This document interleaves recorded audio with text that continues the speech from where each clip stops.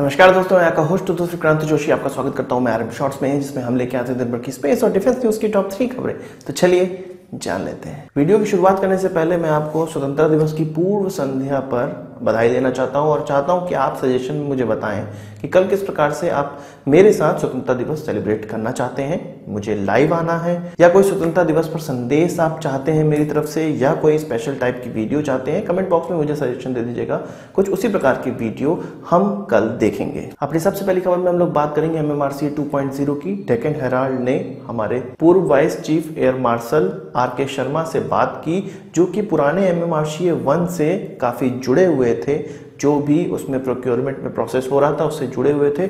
और उन्होंने बताया कि अभी जो MMRCA 2 निकला हुआ है, जिसका RFI जारी हुआ है, उसमें प्लेन खरीदने में लगभग 4 से 5 सालों का समय लगने वाला है। ये किस प्रकार से लगने वाला है यह भी मैं आपको बता देता हूँ। पिछला जो MMRCA 1 हुआ था वह 2006 में सबसे ज्यादा तूल पकड़ा था, उसके बाद ही उसका प्रोसेस तेज किया गया था और 2012 तक ही ये क्लियर हो पाया था कि किस प्रकार के एयरक्राफ्ट हमें लेने हैं। हालांकि उसमें भी पूरी तरह से नेगोशिएशन अभी अपने अंतिम दौर में नहीं पहुंचा था और 2014 में गवर्नमेंट चेंज होने के बाद जो हुआ वो आप लोग जानते ही हैं। उन्होंने बताया जो ये 6 एयरक्राफ्ट MMRCA 2 के लिए सामने आए हैं, वही 6 एयरक्राफ्ट पुराने समय में भी सामने आए थे, पर जो पुराना समय है उससे अभी के समय में लगभग 10 से 15 साल का अंतर आ चुका है, जनरेशन गैप आ चुका है एयरक्राफ्ट्स में। और जो भी एयरक्राफ्ट हमें उस समय मिले थे उसमें बहुत से चेंजेस आ रहे हैं। जो उस समय ऑफर किए गए थे उनसे अलग एयरक्राफ्ट हमें ऑफर किए जा रहे हैं, जैसे कि ग्रिपिन की बात कर ली जाए, F-16 की बात कर ली जाए, या कुछ और एयरक्राफ्ट। अभी जो एयरक्राफ्ट आ रहे हैं वो मैक्सिमम एसा रेडार के साथ आ रहे हैं, जबकि उस समय पेसा रेडार ही मुख्यतः चल रहे थे। उन्होंने यह भी बताया कि इंडियन एयरफोर्स ने कुछ 650 अलग अलग मापदंड दिए थे और उनमें सभी एयरक्राफ्ट को जज किया जा रहा था और लगभग उतने ही मापदंड इंडियन एयरफोर्स MMRCA 2 के लिए भी रखेगी। फ्लाइट टेस्ट में बहुत ज्यादा समय नहीं लगता है किसी भी एयरक्राफ्ट को इवेलुएट करने में। किसी एयरक्राफ्ट को इवेलुएट करने में केवल 12 से 15 दिनों का ही समय लगता है, पर उसकी जो इवेलुएशन रिपोर्ट है उसको बनाने में ज्यादा समय लगता है। जो नेगोशिएशन हमें करना है उसमें ज्यादा समय लगता है। किस प्रकार का ऑफसेट कॉन्ट्रैक्ट रखा जाए इसमें समय लगता है, और कितनी टेक्नोलॉजी ट्रांसफर होनी है, किस किस चीजों की टेक्नोलॉजी ट्रांसफर होनी है, इन सभी बातों में सबसे ज्यादा समय लगता है।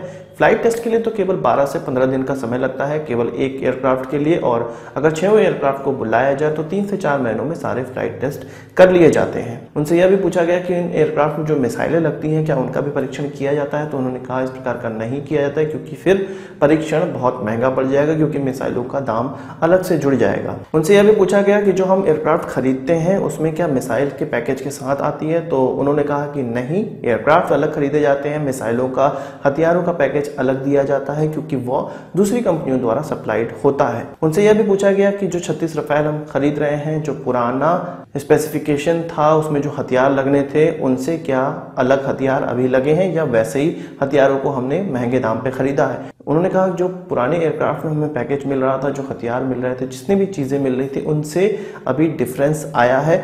उन्होंने ये भी बोला कि बहुत ज़्यादा चीज़ें मैं नहीं बता सकता हूं, क्योंकि इंडियन गवर्नमेंट ने अभी इसको पब्लिक नहीं किया है।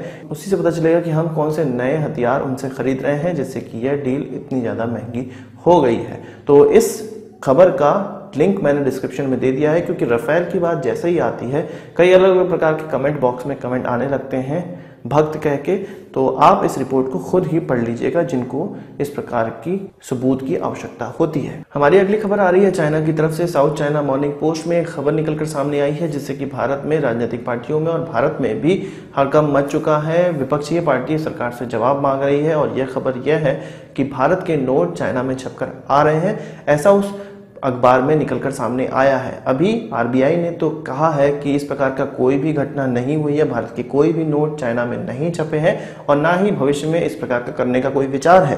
पर China bank note printing and minting corporation के प्रेसिडेंट ने अखबार को यह जरूर बता दिया है कि भारत के नोट चाइना में छप रहे हैं। इसके अलावा नेपाल, बांग्लादेश, श्रीलंका, पोलैंड, थाईलैंड आदि देशों के भी नोट वहीं छप रहे हैं। और ऐसा इसलिए हुआ क्योंकि इससे पहले चाइना की उस कंपनी को कोई भी कॉन्ट्रैक्ट नहीं मिल पा रहे थे, क्योंकि चाइना के लोग कार्ड का इस्तेमाल कर रहे थे, ऑनलाइन बैंकिंग का इस्तेमाल कर रहे थे, या अलग अलग एप्लीकेशन का इस्तेमाल कर रहे थे अपने मनी ट्रांजैक्शन के लिए, जिससे उनकी करेंसी का चलन थोड़ा कम हो गया और इस कंपनी को कॉन्ट्रैक्ट मिलने कम हो गए, चाइना के द्वारा मिलना कम हो गया, पर इसने विदेशों से कॉन्ट्रैक्ट लेना स्टार्ट कर दिया। और इसमें जो मेन देश हैं वो बेल्ट और रोड इनिशिएटिव मानने वाले ही देश हैं, जिसमें कि भारत नहीं है। और सबसे पहला कॉन्ट्रैक्ट इनको नेपाल के द्वारा दिया गया था, जो कि 2015 में कहा जा रहा है दिया गया था नेपाल के राष्ट्रीय बैंक के द्वारा। तो यह अब आगे आने वाले समय में जांच का विषय है और टीवी चैनल्स पे भी आप इस प्रकार की डिबेट जरूर देखेंगे, सामने आएगी। और यदि इस प्रकार की चीज सामने आती है कि भारत के नोट चाइना में छप के आ रहे हैं, तो इससे ज्यादा शर्मनाक बात भारत के लिए नहीं हो सकती है और इस गवर्नमेंट के लिए भी नहीं हो सकती है। अगली खबर हमारी इसरो की तरफ से आ रही है। इसरो ने विगत 3 सालों में 5,600 करोड़ रुपए कमाए हैं। यह समय अवधि अप्रैल 2015 से मार्च 2018 के बीच में मानी गई है। और इसरो की कॉमर्शियल विंग जो कि एंट्रिक्स कॉर्पोरेशन है, उसने ये पैसे कमा के दिखाए हैं। ये जो पैसों का लाभ उनको हुआ है वो विदेशों की सैटेलाइट जो हम लॉन्च करते हैं या इसरो जो सर्विसेज बेचती है उनको बेचकर हुआ है। 2017-18 में 1932 करोड़ रुपए कमाए गए हैं और 2016-17 में 1872 करोड़ रुपए कमाए गए हैं। और इसी बीच इन्हीं 3 सालों में इसरो ने 7,209 करोड़ रुपए खर्च करे हैं एक्सप्लोरेशन में, अलग अलग प्रकार के मिशंस में और सैटेलाइट लॉन्च करने के मिशंस में, जिसमें कि भारत को फायदा हुआ है या भारत के लिए ये प्रोजेक्ट किए गए हैं। इसरो का कहना है जो ये लाभ हमें मिला है वो 10 से 20% ही फॉरेन कस्टमर की हम सैटेलाइट लॉन्च करके कमाए हैं, पर जो हमें मेन लाभ मिला है वो हमारे कम्युनिकेशन बिजनेस के थ्रू मिला है। 84 इस प्रकार के कस्टमर हैं जो कि इसरो की कम्युनिकेशन सुविधाओं का लाभ उठा रहे हैं और इन्हीं के द्वारा दिए गए पैसों से ही इसरो को ये लाभ हुआ है, यानी कि बिजनेस में इसरो को लाभ हुआ है।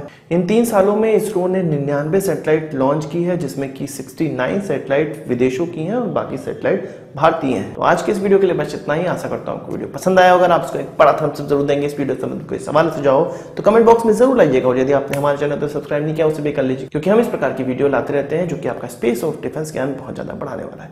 नमस्कार, थैंक यू, जय हिंद।